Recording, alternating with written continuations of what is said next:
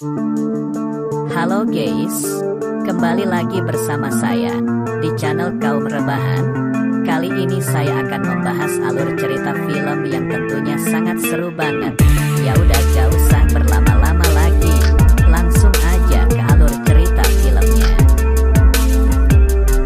Film dibuka dengan sebuah naskah yang menjelaskan jika Tower Block adalah tempat yang dibangun untuk melindungi masyarakat setelah Perang Dunia berlalu.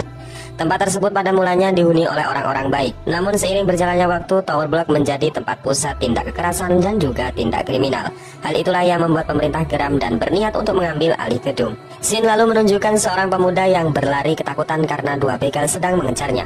Takut melawan karena nanti malah jadi tersangka, pemuda tersebut memutuskan untuk masuk dan meminta tolong kepada penghuni Tower Block.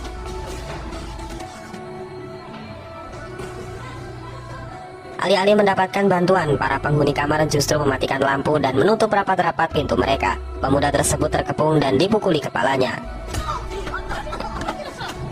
Suara teriakan membuat seorang penghuni kamar yang bernama Maggie ikut prihatin dan mencoba untuk menolong. Namun namanya juga wanita, ia jelas tak mampu menandingi kekuatan dua laki-laki yang sedang dihadapinya.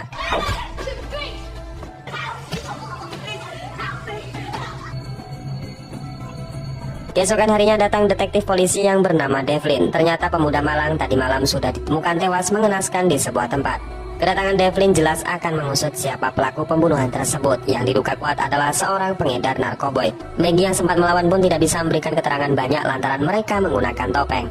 Karena tak ada satupun penghuni Tower Block yang mampu memberikan saksi atas pembunuhan kemarin, Devlin pun bergegas pergi. Di sana nampak raut kekesalannya lantaran mendapatkan sambutan yang kurang baik dari penghuni Tower Block. Bahkan yang menjengkelkan adalah seolah-olah kekerasan dan kematian dalam ranah tersebut sudah dianggap wajar dan tidak ada satupun yang peduli.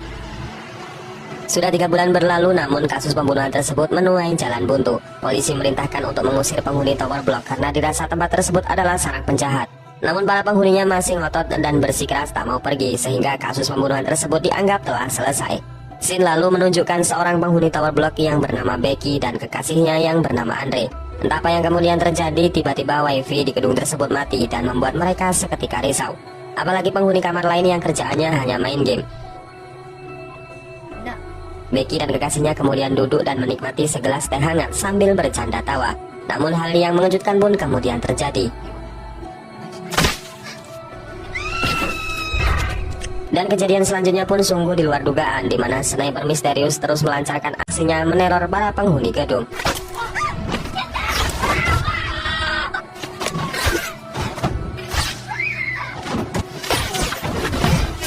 Penghuni yang masih hidup kemudian saling membantu dan mengamankan diri di lorong gedung.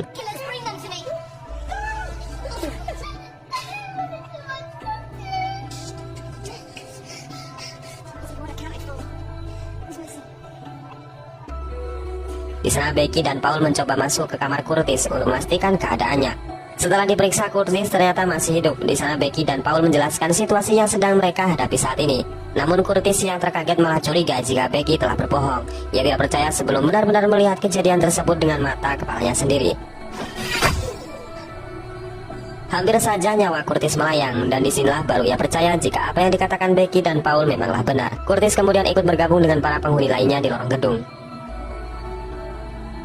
Selain listrik yang telah padam, jaringan internet dan telepon seluler sudah mati di area gedung ini, sehingga mereka tidak bisa melakukan apa-apa. Denny sebagai pemain game sangat paham jika permainan ini adalah rencana dari seorang sniper mematikan. Bukan hanya itu, diduga kuat jika si sniper sedang berada di gedung sebelah dan mengincar setiap pergerakan mereka. Karena tak mau hanya berdiam diri, seorang penghuni mencoba memperbaiki lift yang tentunya tidak bisa digunakan lantaran listrik padam. Setelah diotak-atik, akhirnya lift tersebut berhasil dibuka, namun tak lama kemudian usut punya usut, si sniper tersebut telah dulu memasang jebakan di beberapa tempat, di mana pria malang yang terkena jebakan tersebut langsung tewas di tempat. Karena tak ada pilihan lain, akhirnya mereka semua berniat menuruni lift melalui sebuah tangga. Tujuannya agar mereka dapat keluar dari pintu belakang untuk kemudian meminta bantuan kepada pihak berwajib.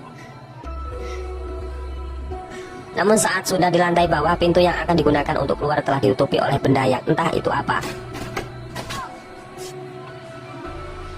Dan merasa jika ini sia-sia, akhirnya mereka pun kembali ke lantai atas. Seorang penghuni yang sudah frustasi mengatakan jika ia ingin mati saja, apalah gunanya hidup jika anak dan suaminya sudah terbunuh. Sehingga Jenny pun berlari ke kamarnya dan langsung tertembak di bagian dadanya. Tak terasa waktu pun menunjukkan malam. Di sana para penghuni semakin kebingungan dengan apa yang telah terjadi saat ini. Jangankan untuk rebahan sambil nonton TikTok, untuk sekedar boker dan buang air kecil pun mereka tidak bisa ke toilet. Masih menjadi pertanyaan tentang maksud dan tujuan si sniper tersebut, kenapa bisa setega ini menembaki orang-orang secara random dan acak. Namun jika diamati, mungkin saja si sniper ini adalah anggota keluarga si pria malang yang sudah tewas di awal film tadi.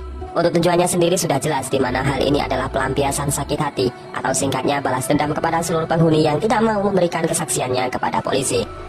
Curtis selalu mendapatkan sebuah ide di mana mereka harus menyerahkan orang-orang yang sudah membunuh pria malang agar nantinya si sniper tidak membunuh mereka. Sebuah petunjuk kemudian muncul di mana di depan pintu Gary dan Mark sebuah poster besar tertempel di sana. Curtis memaksa dua orang pengedar tersebut mengakui kesalahannya sehingga si sniper tidak akan membunuh mereka yang tidak bersalah. Di luar kamar sendiri, Becky dan Danny mendengarkan suara obrolan dari Gary dan Mark. Dan disinilah mereka kemudian tahu jika sumber kekacauan ini adalah Gary dan Mark itu sendiri. Curtis yang sudah muak kemudian menyeret Gary dan Mark untuk melihat jendela agar si sniper tersebut dapat membunuhnya.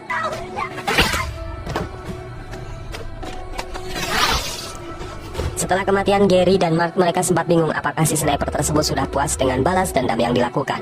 Setelah berunding, mereka memutuskan untuk diam menunggu esok hari. Namun Carol yang sudah muak kemudian memutuskan untuk pergi dari apartemen ini. Danny yang juga tak mau ditinggal ibunya kemudian mengikutinya dari belakang. Sejauh ini kondisi di luar masih baik-baik saja. Danny pun memberikan kabar baik kepada penghuni lain menggunakan alat komunikasi kabel. Namun tak lama kemudian,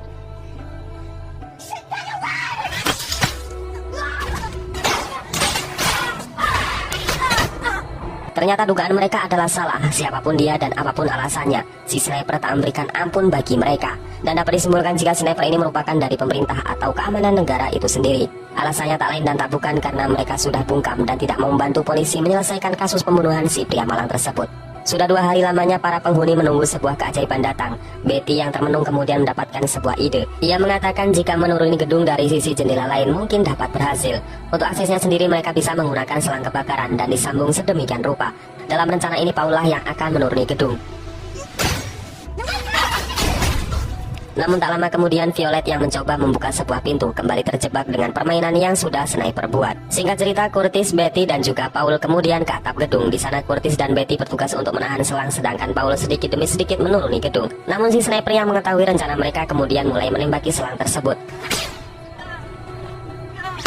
Betty menyuruh Paul untuk segera naik kembali. Namun si sniper tak henti-hentinya menembak selang tersebut yang kemudian putus dan membuat Paul terjun bebas ke bawah gedung.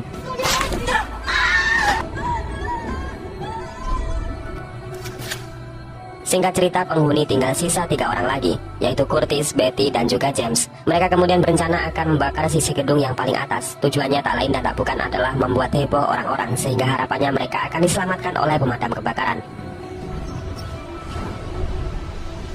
Setelah membakar beberapa kamar, Curtis kemudian mencoba menyusul Betty dan juga James yang berada di bawah. Namun apesnya saat menuruni tangga, Curtis terjatuh dan membuat kakinya patah.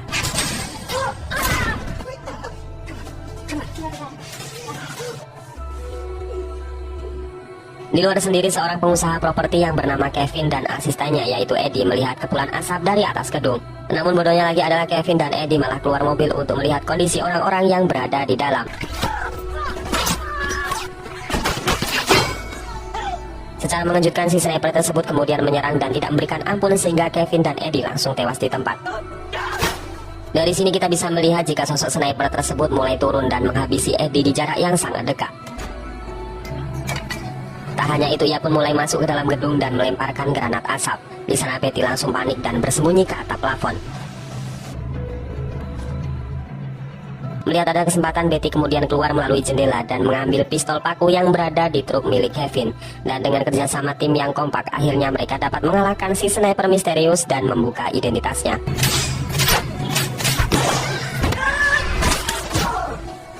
Setelah dibuka, pria tersebut tak lain dan tak bukan adalah detektif Devin, orang yang sudah merasa kecewa karena direndahkan oleh mereka semua. James yang sudah naik pitam langsung menendang Devin sampai ia pun terkapar. Terjadilah duel sengit antara Devin dan juga 3 orang ini. Mereka saling pukul dan tendang sampai di mana Betty berhasil menembak pistol paku ke kepala Devin sampai ia pun tewas. Dan di akhir cerita, James, Betty, dan juga Curtis akhirnya bisa selamat dan keluar gedung. Dan akhirnya film ini pun selesai.